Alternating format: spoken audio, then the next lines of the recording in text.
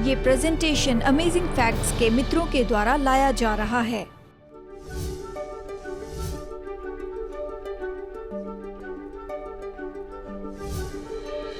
देखिए, ऐसी आत्माएं हैं जो हमेशा हमारे आसपास रहती हैं। वो हमारे हृदय और हमारे मन को जीत लेना चाहते हैं। कितने लोग मानेंगे कि दुष्ट आत्माएं हमें सताती हैं? मैं ये भी कहूँ कि दुष्ट आत्माओं ने यीशु को सताने की कोशिश की। देखिए, यह हमें उत्पत्ति में बताता है कि यानी बाढ़ के दिनों के पहले मनुष्य के मन और विचार में हमेशा केवल बुराई निकलती रही और पूरी भूमि पर हिंसा बढ़ती गई। और यीशु ने कहा कि उसके वापसी के दिनों के पहले ये सब नूह के दिनों के जैसे ही होगा। और हम देख सकते हैं कि ये तो ऐसे दिखाई देता है कि सब बिल्कुल वैसे ही हो रहा है, क्योंकि संसार में ऐसे युद्ध चल रहे हैं। और यानी कई बार जो हम सोचते हैं सड़क पर जो युद्ध होता है ये शारीरिक युद्ध है, लेकिन ये आत्मिक युद्ध से शुरू होता है। भलाई और बुराई के बीच में युद्ध है। तो आज का संदेश जो मैं बताऊंगा ये है आत्मिक युद्ध भाग 1। मुझे बताने की ज़रूरत नहीं, लेकिन दोस्तों अभी हम घिरे हैं। यानी आप तो घिरे हैं, आप पूरी तरह से इसमें डूबे हैं, यानी इलेक्ट्रोमैग्नेटिक रेडियो वेव्स में, और आप उसे नहीं देख सकते। सच बात तो ये है कि जिन लोगों के पास में स्मार्टफोन एप्पल डिवाइसेस हैं, यानी किसी ने हाल ही में नई ऐप बनाई, हर बात के लिए ऐप है। इसका नाम है आर्किटेक्चर ऑफ रेडियो। और ये ऐप क्या करती है, ये आपकी कल्पना करने में मदद करता है। जीपीएस के आधार पर जहाँ भी आपके फ़ोन और आईपैड में सिग्नल आते हैं, तो आपके आसपास में कितने रेडियो वेव्स हैं, आपके आसपास radio waves, television waves, frequency बताता है। और इसे बनाने वाले यानी ये Dutch information designer Richard Hagin, उन्होंने इन्हें बनाया। और ये 7 मिलियन ऐसे टेलीफोन सेल टावर लेता है और 19 मिलियन वाईफाई राउटर्स और सैकड़ों सैटेलाइट्स, टेलीविज़न टावर्स, और ये सारी फ्रीक्वेंसी जो रेडियो की हैं, जो हवा को भर रही हैं, ये देखने में आपकी मदद करता है कि इस पल में आप पर कितनी बम्बार्डिंग हो रही हैं। क्या सच में इससे आपकी चिंता नहीं बढ़ती कि अपनी सुरक्षा के लिए एल्युमिनियम फॉइल अपने सिर पर लगाकर चलें? यानी ज़रा सोचिए, इतने रेडियो वेव्स हैं। और फिर मैंने ये भी सोचा, क्या ये बात दिलचस्प नहीं होगी कि आप एक प्रेरित से बातचीत कर रहे हैं और उससे ये समझाकर बता रहे हैं कि हम रेडियो वेव्स में तैर रहे हैं। ये ऐसा क्यों है कि हमारी परंपरा में हम सोचते हैं ये साइंटिफिक हैं। यानी 100 साल पहले अगर रेडियो वेव्स के बारे में बताते तो लोग सोचते आप पागल हैं, लेकिन अब हम जानते हैं कि वो हैं। तो हमें ये विश्वास करना क्यों इतना मुश्किल हो जाता है जब बाइबल कहती है कि ऐसा आत्मिक क्षेत्र है। खैर, हमने जांचने के लिए अभी इंस्ट्रूमेंट के बारे में कहा, लेकिन आत्मिक क्षेत्र वास्तविक है। यानी हमेशा हमारे आसपास असली आत्माएं हैं। अच्छे और बुरे में युद्ध है, यानी उनके बीच में मतभेद है। अभी इस समय युद्ध हो रहा है और वह हमारे हृदय और हमारे मन की भूमि को पाने के लिए लड़ रहे हैं, और हम इसमें जुड़े हैं। शायद आप कहें मैं इस पर विश्वास नहीं करता, ये मुझ पर प्रभाव नहीं डालेंगे। ये प्रभाव डालते हैं। अगर आप विश्वास न करें तो निश्चय आप इसके गुलाम हैं, क्योंकि शैतान इससे बढ़कर और कुछ नहीं चाहता कि आप उसकी वास्तविकता को स्वीकार न करें। खैर, अगर हम कहते हैं कि दुष्ट आत्माएं हैं, स्वर्गदूत हैं, तो वो कहाँ से आए? स्वर्ग में युद्ध छिड़ गया, यानी मतभेद था और वहाँ पर युद्ध हुआ। लेखक ने ऐसे शब्दों में लिखा जिन्हें हम समझ सकें। मिकाएल और उसके स्वर्गदूत अजगर से लड़ने लगे, और अजगर और उसके दूत उससे लड़े। देखिए, अजगर के पास में उसके दूत हैं, परंतु प्रबल न हुए और स्वर्ग में उनके लिए फिर जगह नहीं रही। तब वो बड़ा अजगर, अर्थात वही पुराना सांप जो इब्लिस और शैतान कहलाता है, उसे पृथ्वी पर गिरा दिया गया। कि आप सोचना अजगर कौन है, यह बाइबल हमें बताती है। सर्प, अजगर और शैतान ये सब एक ही हैं। उसे बहुत से नाम दिए हैं, और सारे संसार का भरमाने वाला है। कितने लोगों को वो भरमाता है? सारे संसार का। उसे पृथ्वी पर गिरा दिया गया और उसके दूत उसके साथ गिरा दिए गए। तो वो कहाँ से आया? उन्हें असली में सेवा करने वाली आत्माओं के रूप में बनाया गया था, और परमेश्वर की सबसे उत्तम सृष्टि में से तो ये स्वर्गदूतों का अगवा था। और जहाँ तक कि हम जानते हैं उसका नाम था लूसीफर। वो अच्छा था, ये अच्छा नाम है। यानी ज्योति लेकर चलने वाला। लेकिन परमेश्वर ने अपनी सारी सृष्टि को आज़ाद रखा। वो बुद्धिमान थे, परमेश्वर से प्रेम करने के लिए उन्हें अपना चुनाव दिया, क्योंकि प्रेम की ज़बरदस्ती नहीं है। लूसीफर ने चुनाव किया कि वो खुद से ज़्यादा प्रेम रखेगा। हे भोर के पुत्र लूसीफर, तू कैसे स्वर्ग से नीचे गिर गया। ये बताता है कई बार उसने सोचा कि वो सर्वोच्च की जगह पर हो जाए। सुंदर स्वर्गदूत, सामर्थी, बुद्धिमान, बहुत माहिर, खुद से प्रेम करने लगा। धीरे धीरे खुद के लिए उसका प्रेम तो परमेश्वर के लिए प्रेम से बढ़ता गया। देखिए, परमेश्वर ने हमें ऐसे बनाया कि प्रेम हम में से बहकर बाहर निकलता है। परमेश्वर प्रेम है, प्रेम परमेश्वर से हमेशा निकलता है। लूसीफर के लिए ये सब कुछ बिगड़ गया और वो बस यही चाहता था कि उसके लिए आराधना भीतर आए। और आखिरकार उसने बलवा किया, ये कहा कि अगर वो अधिकारी बन जाए तो संसार बहुत खुश रहेगा। शायद आप सोचिए ये कैसे संभव है, इसे कम न समझें। ये परमेश्वर की सामर्थ और उसकी बुद्धि के नीचे रहने वाला था। वो बहुत ही चालाक था, धूर्त था, सारी दुनिया को उसने भरमा कर रखा। इसी समय पहला यूहन्ना 5:19 में आप पढ़िए, हम जानते हैं कि हम परमेश्वर से हैं और सारा संसार उस दुष्ट के वश में पड़ा है। ये कहता है। अक्सर लोग पूछते हैं, अगर परमेश्वर है तो इतने बुरे काम क्यों हो रहे हैं। मैं सोचता हूँ हमें अलग तरह से पूछना चाहिए। जबकि पूरी दुनिया उस दुष्ट के वश में है तो क्यों इतने अच्छे काम होते जा रहे हैं। अगर परमेश्वर का आत्मा और उसकी रोकने वाले स्वर्गदूत अगर हमारी दुनिया से हटा दिए जाएं तो हम उसके परिणाम देख पाएंगे। अब शैतान का लक्ष्य क्या है और उसके गिरे हुए दूतों का। आप देखिए, यहाँ पर शैतान तो सबसे बड़ा गिरा हुआ दूत है। लोग कहते हैं शैतान मेरी परीक्षा कर रहा है। कि आपको क्या लगता है, व्यक्तिगत रूप में परीक्षा कर रहा है? वो अपने गिरे हुए एक स्वर्गदूत के द्वारा काम कर रहा है। सच कहा जाए तो शैतान सर्वज्ञानी नहीं है, उसे आप सब लोगों के नाम पता नहीं है। शायद उसने ये जिम्मेदारी अपने उस दूत को दे दी होगी। बाइबल कहती है स्वर्गदूतों के बीच में ऑर्गेनाइजेशन है, चाहे भले हो या फिर बुरे हो, वो अपने काम में ऑर्गेनाइज्ड हैं। देखिए, स्वर्गदूतों में क्रम है, चाहे वो भले हो या बुरे हो। और सेना के जैसे ही वो बहुत ऑर्गेनाइज्ड हैं। और कुछ ऐसे हैं सार्जेंट्स और कुछ लोग अलग अलग पद पर हैं। शायद कुछ लोगों को याद होगा प्रेतों के काम अध्याय 19 में जो स्कीवा के बेटे थे वो तो दुष्टात्मा निकालने की कोशिश कर रहे थे। उसने सुना यीशु के नाम में पौलुस दुष्टात्माएं निकालता है। उन्होंने सोचा हम कोशिश करेंगे, यीशु कहेंगे जैसे आबरा कडाबरा और ये काम करेगा। तो दुष्टात्मा से ग्रसित व्यक्ति को देखकर कहा, यीशु के नाम में जिसका पौलुस प्रचार करता है हम तुम्हें निकालते हैं। तो दुष्टात्मा ने उनसे कुछ कहा। बाइबल में दुष्टात्मा लोगों के द्वारा बात करती है, इसे हम देखेंगे। और दुष्टात्मा ने कहा, मैं यीशु को जानता हूँ। पतन के पहले से जानते थे, प्रभु ने उन्हें बनाया। सब कुछ मसीह के द्वारा ही तो बनाया है। ये गिरे हुए दूत पहले अच्छे थे और यीशु ने उन्हें बनाया था। उन्होंने बलवा किया। उसने कहा, मैं यीशु को और पौलुस को जानता हूँ, पर तुम कौन हो। यानी देखिए, दूसरे शब्दों में ऐसे बहुत से लोग हैं जो संसार के अंधकार में छिप गए हैं और शैतान को उनके बारे में कोई डर नहीं लगता। कि आप प्रार्थना करेंगे कि मैं ऐसा जीवन जीऊं जिसके बारे में शैतान भी ध्यान दे। ये एक उलझा हुआ सवाल है। क्या आप ऐसा जीवन जीना चाहते हैं कि जो इतना भक्तिपूर्ण होगा कि शैतान जानेगा कि आप कौन हैं? इसके लिए सही जवाब हाँ है। लेकिन जब आप ऐसा कहते हैं तो सोचते हैं मैं शैतान का ध्यान लेना नहीं चाहता हूं।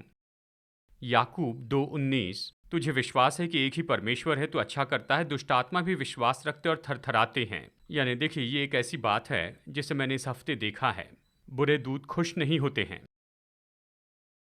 वो तो खुश नहीं है। ऐसा क्यों है? उन्हें स्वर्ग से निकाला गया और वो जानते वो फिर कभी नहीं जाएंगे। और वो आपको पसंद नहीं करते हैं क्योंकि आपके पास वापस जाने का मौका है। हम भी परमेश्वर से दूर हैं, जानते हैं।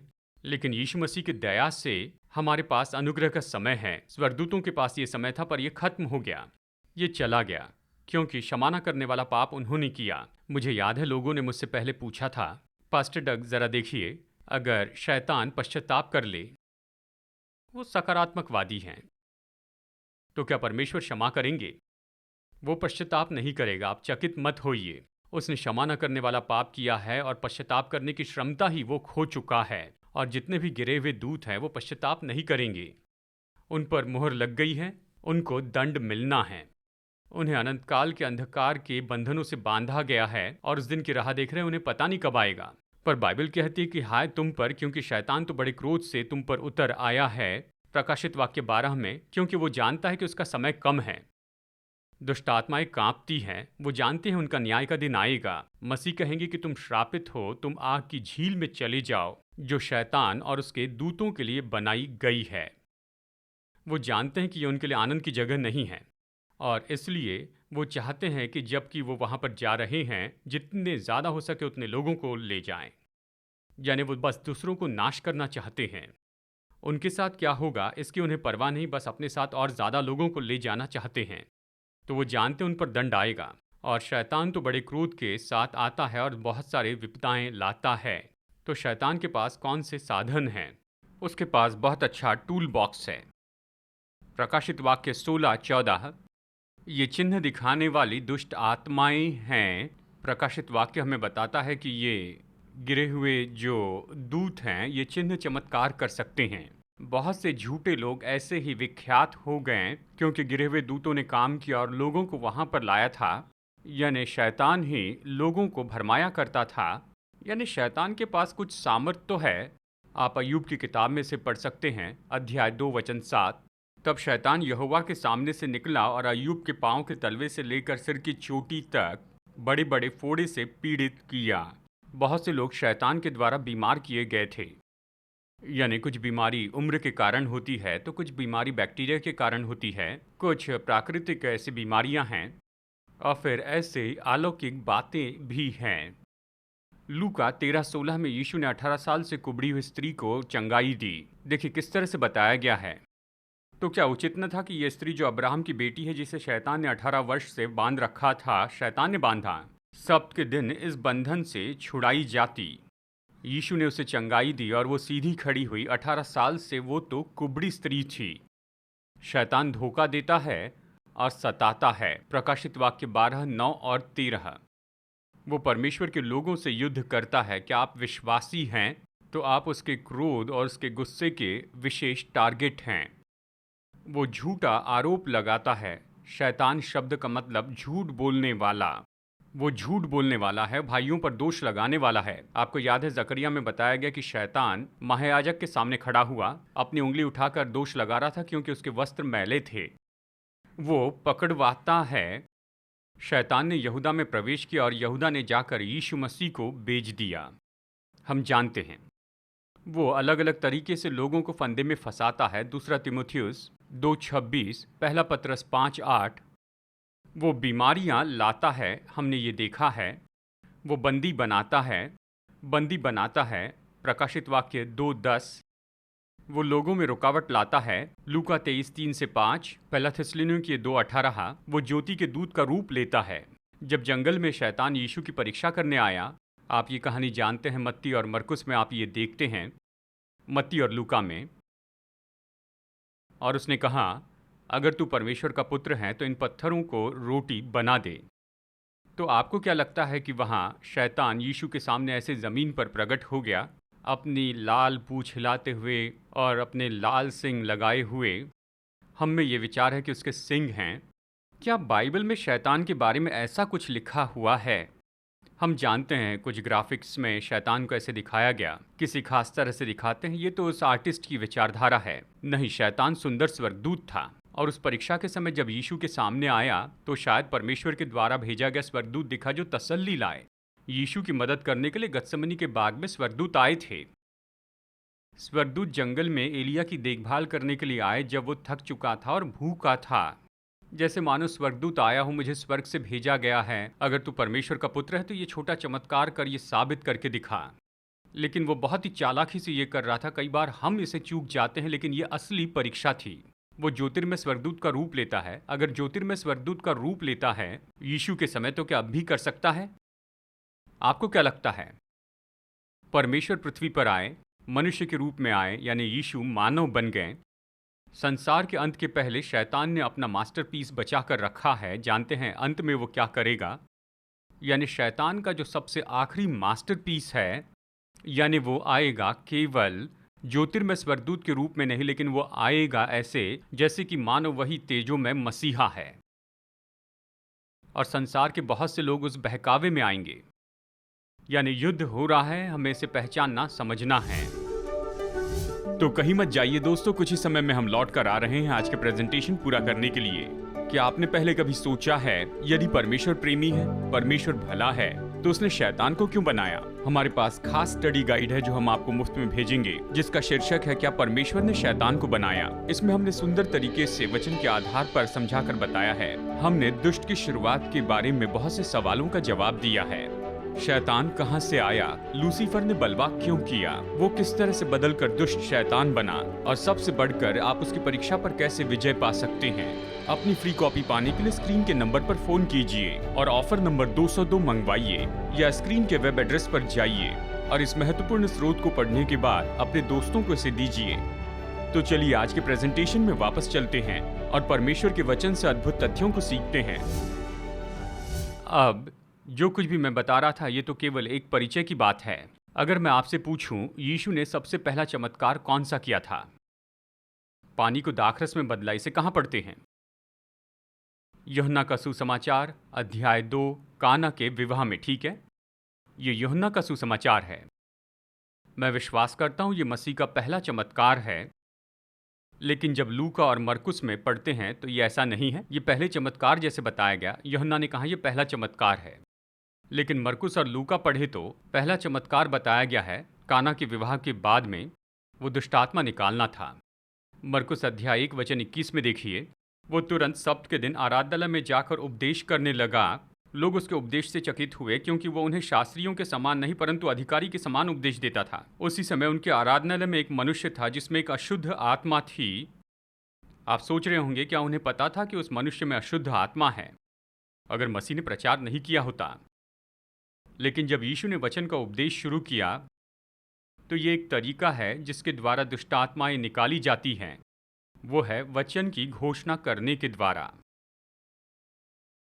शायद आपने टेलीविजन प्रोग्राम में देखा होगा कि प्रचारक वहां पर हैं, लोग सामने आ रहे हैं और शायद सेवक उन पर अपना हाथ रख रहे हैं और वो कांप रहे हैं या ज़मीन पर गिर रहे होंगे। मैं ये नहीं कह रहा कि वो नहीं हो सकता है, मैंने ये सब देखा है। लेकिन अक्सर ऐसा होता है कि जब शैतान के द्वारा लोग सताए जाते हैं, ये इतना चालाकी से होता है कि लोगों को पता भी नहीं चलता है। देखिए, जब कोई व्यक्ति, जैसे मरकुस अध्याय 5 में बताया गया है कि उसमें दुष्टात्माओं की सेना थी, या कहिए लगभग 2000 दुष्टात्माएं उसमें थी, तब वो अपने कपड़े फाड़ते हैं, बंधन तोड़ देते हैं, वो चीखते चिल्लाते और खुद को पत्थरों से जख्मी करते हैं और यहाँ वहाँ भागते हैं, कब्रों में रहते हैं। 2000 दुष्टात्माएं तो छिप नहीं सकेंगी। कहिए अगर 1000 दुष्टात्माएं हैं, खैर उन्हें भी इस तरह से छिपना बहुत मुश्किल हो जाएगा। कहिए कि 100 दुष्टात्माएं हैं, हो सकता है वो सड़क पर चल रहे हैं और आप तुरंत वहां पर उसे पहचान लें। चलिए और संख्या घटाते हैं, 4 या 5। शायद वो चर्च में किसी पोजीशन पर आ गए हैं और लोगों को पता भी नहीं चलेगा। क्या आप इस बात को समझ रहे हैं? मैं सोचता हूँ हम इसे गलत समझ रहे हैं। ऐसे लोग हैं जिसमें शैतान के हुक्स फंसे हैं। देखिए, सताव और ग्रसित हो जाना में बहुत छोटा सा फर्क है, पर कुछ लोग उससे बंधे हैं।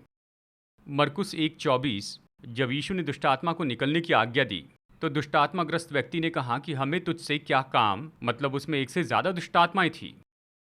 और फिर कहूँ वो चर्च में था, हमें तुझसे क्या काम? हे यीशु नासरी, हमें तुझसे क्या काम? क्या तू हमें नष्ट करने आया है? मैं तुझे जानता हूँ तू कौन है। यानी हमसे मैं कहता है, मैं जानता हूँ तू कौन है, परमेश्वर का पवित्र जन। यीशु ने हमें ईश्वरीय काम दिया है।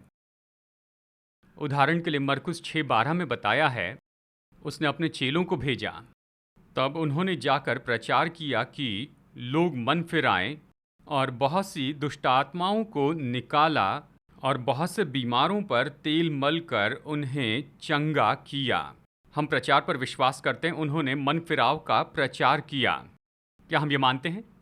फिर आगे चलिए, और उन्होंने बहुत से बीमारों पर तेल मला। क्या हम ये विश्वास करते हैं? क्या हम ये मानते हैं? देखिए इसके बीच क्या कहता है, बहुत सी दुष्टात्माओं को निकाला। आप कहेंगे इसका मतलब क्या है? क्या ये संदेश का भाग है? ये है। मैं ये कहता हूँ, पुराने नियम में दुष्टात्मा के बारे में बहुत कम लिखा है, लेकिन इसके बारे में ज़्यादा नहीं बताया गया कि यहूदी याजक ने कहा कि तुम आओ, हम विशेष बलिदान चढ़ाएंगे कि दुष्टात्माओं से छुटकारा पाए। देखिए, कोड़ और दूसरी बातों के लिए वहाँ पर अलग बलिदान थे, पर ज़्यादा नहीं पढ़ते हैं। राजा शाऊल और दूसरे लोग ऐसे ग्रसित हुए, शायद बिलाम भी।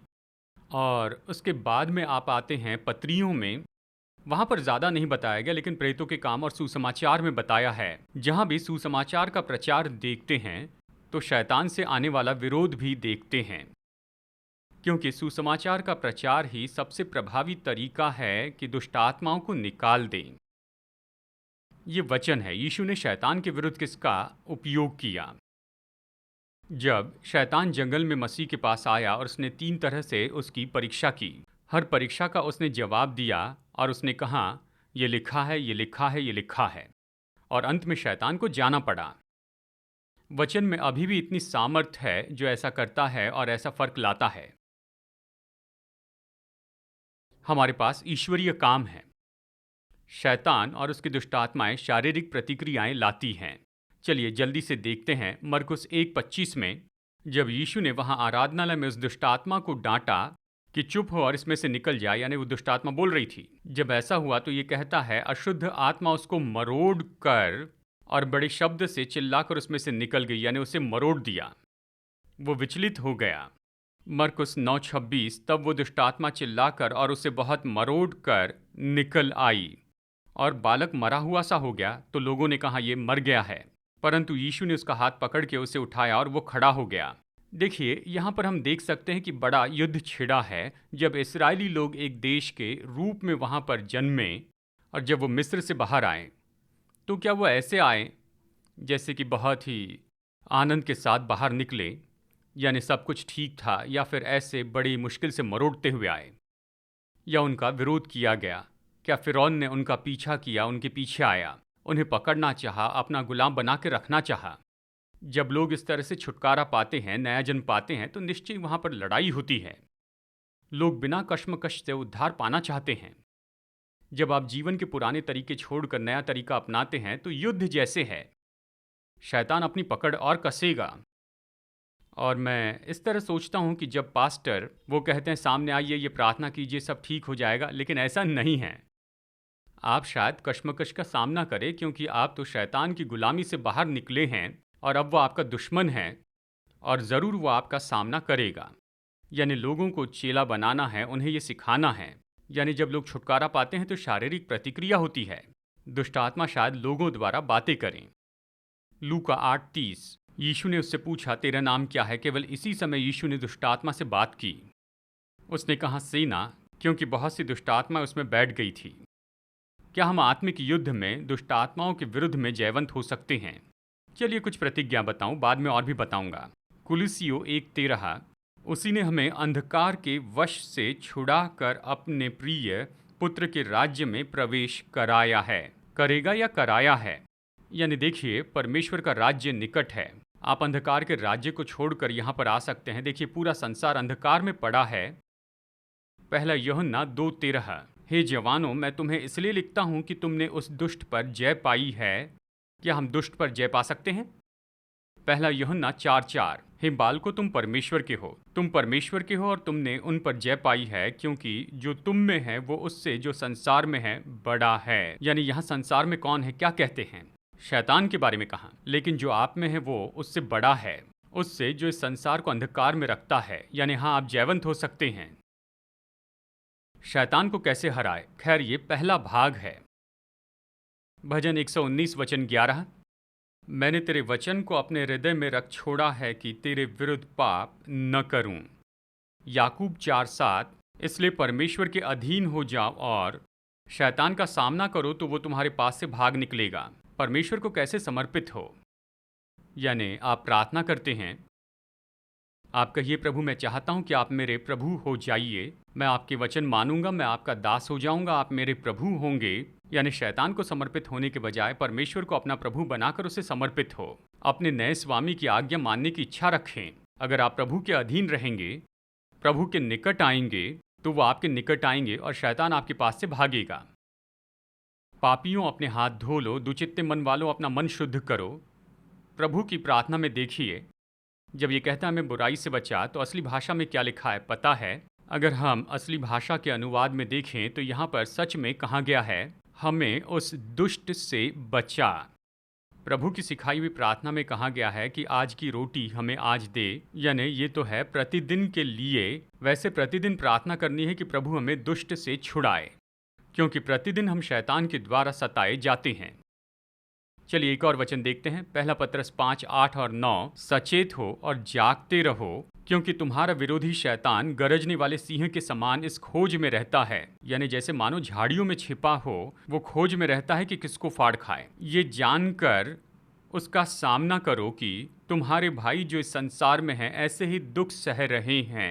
हर जगह पर विश्वासी वो परीक्षाओं में दुख उठा रहे हैं और उनमें से बहुत से जयवंत हो रहे हैं और आप विजयी हो सकते हैं। यही तो कह रहा है पत्रस, कहता है कि तुम सामना करो।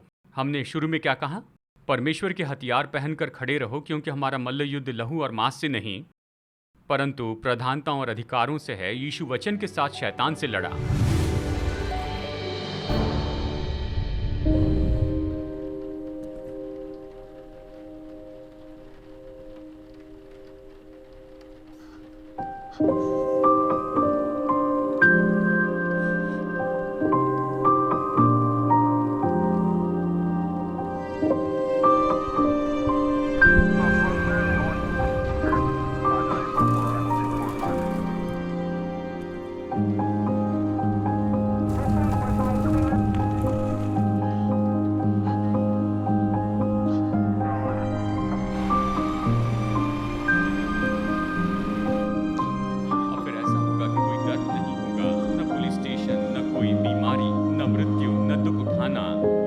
असली बात है दोस्तों, हमारे संसार का ये दुख तो परमेश्वर की योजना के अनुसार नहीं था। वो सब कुछ अपनी असली योजना में वापस लेकर आएगा। धन्य है जो मन के दीन है, वो स्वर्ग के राज्य के वारिस होंगे। क्योंकि मैं भूखा था और तुमने मुझे खाने के लिए दिया। मेरे इन छोटे से छोटे भाइयों के लिए तुमने जो कुछ भी किया है वो तुमने मेरे लिए किया है।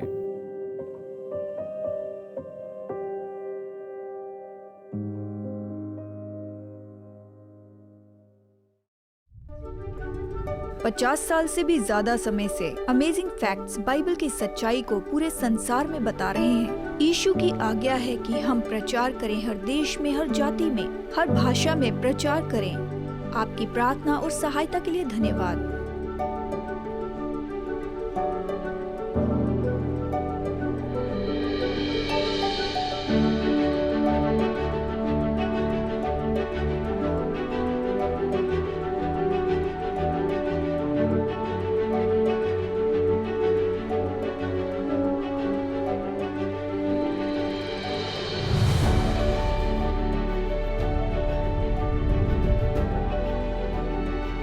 आज के फ्री ऑफर को मंगवाइए, ये आपके लिए एक आशीष है। जैसे हम सुसमाचार लोगों तक ले जा रहे हैं, आपकी भेंटों के लिए आपका धन्यवाद। आशा है आप अगले हफ्ते जुड़ जाएंगे। जैसे हम वचन की गहराई को देखते हैं, हम और भी अमेजिंग फैक्ट्स देखेंगे।